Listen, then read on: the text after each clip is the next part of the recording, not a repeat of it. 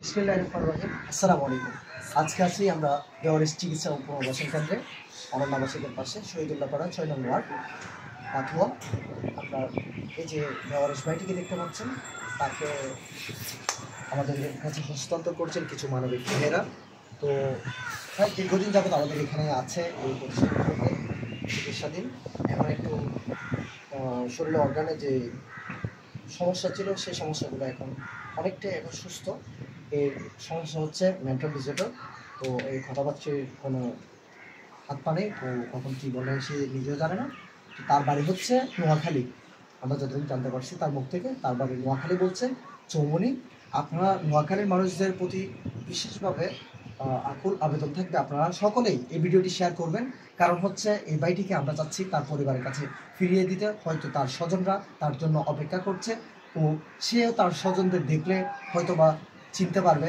তবে এখনও অবধি তার খোঁজখবর কোথাও পাওয়া যায়নি। আমরা অনেক চেষ্টা করেছি।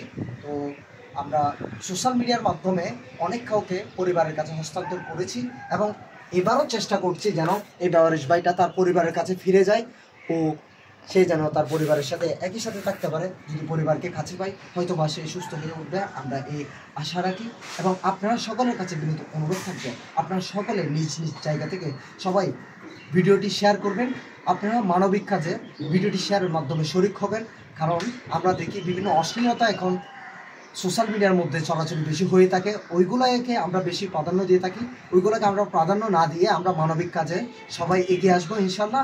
আমরা সবার প্রতি আশা রাখি সবাই অ্যাটলিস্ট ভিডিওটি শেয়ার করে কিংবা এইরকম অন্যান্য মানবিক যে কাজগুলো আছে, বিভিন্ন যে এরকম হারানো বিজ্ঞপ্তি হতে নিয়ে বা রাস্তায় পচে গলে থাকা মানুষজন যে বেওয়ারিশগুলো আছে তাদেরকে নিয়ে ও অন্যান্য অসহায় ব্যক্তিদের নিয়ে আপনারা কাজ করবেন ও তাদের পোস্ট শেয়ার করবেন। একটি পোস্ট শেয়ার করলে আপনার কোনো লস নেই, সোশ্যাল মিডিয়াতে আপনার কোনো লস হবে না, কিন্তু অশ্লীলতা শেয়ার করলে আপনার লস আছে।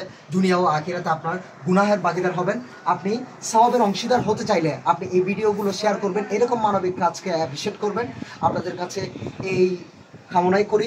সবাই এই ভাইটির জন্য দোয়া করবেন ও আমাদের এই বেওয়ারিশ চিকিৎসা ও পুনর্বাসন কেন্দ্রের জন্য দোয়া করবেন।